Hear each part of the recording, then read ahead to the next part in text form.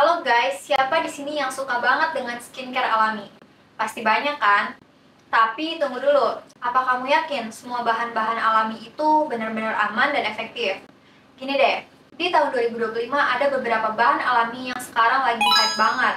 Dan ternyata, siapa sangka, beberapa di antaranya bisa bikin kulit kamu malah iritasi atau rusak. Wah, kebayangkan udah beli skincare mahal-mahal, hasilnya malah kebalikannya. Nah, tenang aja. Di video kali ini, aku bakal buka rahasia bahan alami dalam skincare 2025 yang gak hanya aman, tapi juga terbukti efektif. Stay tune ya, karena ada twist yang bakal bikin kamu mikir dua kali tentang bahan alami.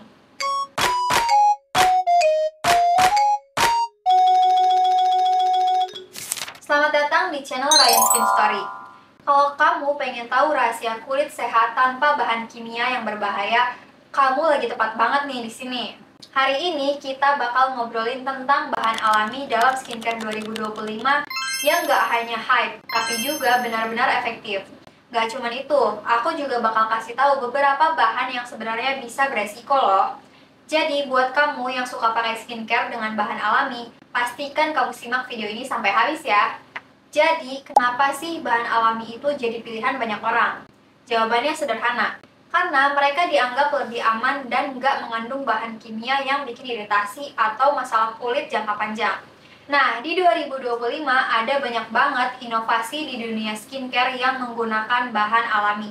Dari tanaman hingga ekstrak buah yang punya banyak banget manfaat. Contohnya aja seperti aloe vera, yang udah lama dikenal sebagai pelembab alami atau tea tree oil, yang dikenal ampuh mengatasi jerawat. Tapi nih, twist pertama yang nggak banyak orang tahu. Aloe vera yang dipakai sembarangan itu bisa bikin kulit kamu malah iritasi loh, apalagi kalau kulit kamu sensitif. Jadi, meskipun bahan alami bukan berarti semuanya aman buat semua jenis kulit ya. Jadi, sebelum coba produk dengan aloe vera atau bahan alami lainnya, pastikan kamu tes dulu di bagian kecil kulit kamu. Di 2025, beberapa bahan alami yang mulai populer dan terbukti efektif adalah niacinamide, hyaluronic acid, dan centella asiatica. Mereka bukan cuma alami, tapi juga punya manfaat luar biasa buat kulit kita. Misalnya, niacinamide yang membantu mencerahkan kulit dan mengurangi noda hitam, atau centella asiatica yang dikenal ampuh menenangkan kulit yang kemerahan dan meradang. Jadi, bahan-bahan ini nggak hanya alami, tapi juga terbukti efektif di dunia skincare modern. Twist yang kedua nih, hyaluronic acid. Walaupun terdengar alami, kalau nggak dipakai dengan benar malah bisa membuat kulit kamu terasa kering loh. Kenapa? Karena bahan ini membutuhkan kelembaban dari lingkungan untuk bekerja maksimal. Kalau kulit kamu nggak cukup terhidrasi, bisa jadi malah merasa ketarik dan dehidrasi. Jadi jangan asal pilih produk yang mengandung hyaluronic acid ya. Selain tanaman, ekstrak buah juga bisa jadi bahan alami yang sering digunakan dalam skincare. Misalnya vitamin C, dari buah-buahan seperti jeruk atau pepaya. Vitamin C ini dikenal ampuh untuk mencerahkan kulit dan mengurangi tanda penuaan.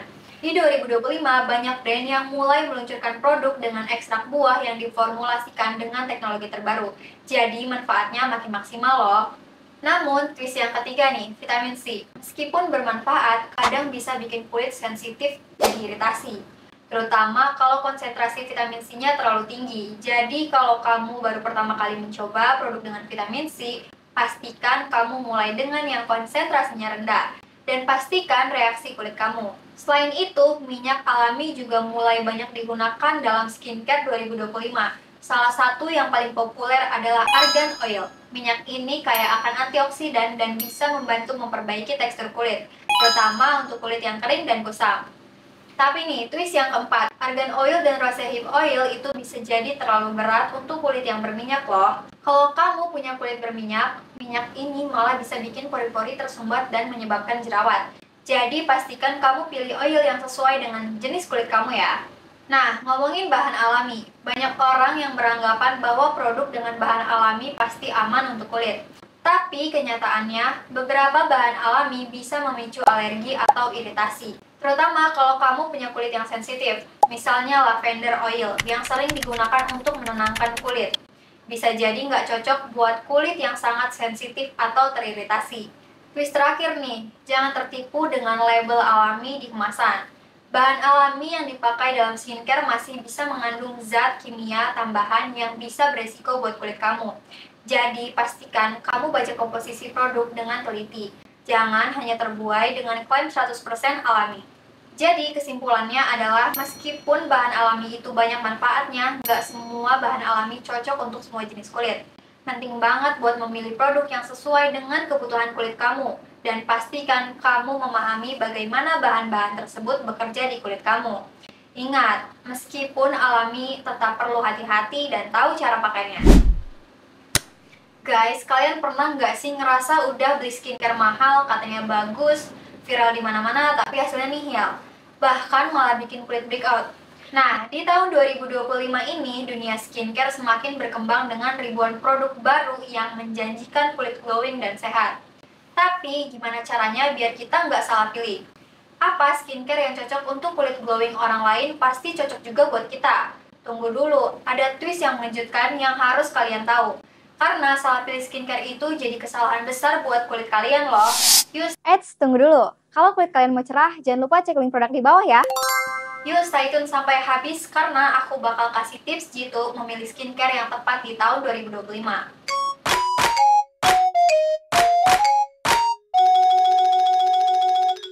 Selamat datang di channel Ryan Skin Story, tepatnya ngobrolin skincare dengan fun dan relevan. Di video kali ini, kita bakal bahas tuntas cara memilih skincare yang tepat di tahun 2025. Dunia skincare udah berubah banyak banget dengan teknologi baru, bahan-bahan inovatif, dan hype yang nggak ada habisnya. Tapi hati-hati, karena nggak semua produk itu bagus kelihatannya. Jadi sebelum kalian check out skincare terbaru, simak dulu tips ini sebelum kalian salah langkah. Langkah pertama yang sering banget disepelekan orang, kenali jenis kulit kamu. Di tahun 2025 ini nggak ada alasan lagi buat bingung. Karena teknologi skincare analisis sekarang udah gampang banget diakses. Banyak aplikasi perangkat yang bisa ngebantu kamu tahu jenis kulit kamu. Mulai dari oily, dry, combination, sampai sensitif. Tapi nih, twist pertama, kadang hasil analisis kulit itu nggak cukup. Karena kondisi kulit bisa berubah tergantung cuaca, hormon, atau pola makan. Jadi, penting banget buat selalu update kondisi kulit kamu secara berkala ya. Di tahun 2025, brand skincare semakin jago bikin produk dengan klaim yang terdengar menjanjikan. Mulai dari 100% natural clean beauty sampai dermatologically tested. Tapi jangan langsung percaya. Label-label itu sering sekali cuma marketing gimmick. Contohnya, produk yang mengklaim alami ternyata tetap mengandung bahan sintetis tertentu. Twist yang kedua nih, meskipun ada label hipoalergenik, itu nggak berarti produk tersebut pasti aman buat semua jenis kulit. Jadi selalu baca ingredient list dan cari tahu dulu bahan-bahan yang cocok buat kulit kamu. Tren skincare di 2025 itu udah makin wow. Dari produk dengan teknologi AI yang bisa mempersonalisasi kandungan skincare, sampai skincare berbasis DNA. Kedengarannya keren banget kan? Tapi twist yang ketiga nih, tren skincare itu nggak selalu relevan buat kebutuhan kulit kamu. Jangan mudah tergiur sama tren seperti minimalism atau layering 10 step skincare kalau itu nggak sesuai sama kebutuhan kulit kamu. Kadang yang kulit kamu butuhkan cuma basic skincare yang simple dan efektif.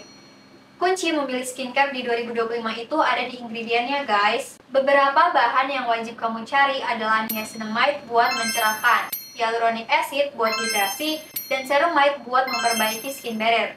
Tapi twistnya lagi nih, ada beberapa bahan yang kelihatannya bagus, tapi sebenarnya nggak cocok buat semua orang. Misalnya, retinol yang dikenal sebagai anti-aging hero. Tapi kalau kamu baru mulai, retinol malah bisa bikin kulit kamu iritasi kalau dipakai dengan konsentrasi yang tinggi. Jadi selalu cek kandungan dan pastikan bahan-bahannya sesuai sama kondisi kulit kamu ya. Ini langkah yang sering di-skip, tapi sangat penting, terutama kalau kamu punya kulit yang sensitif.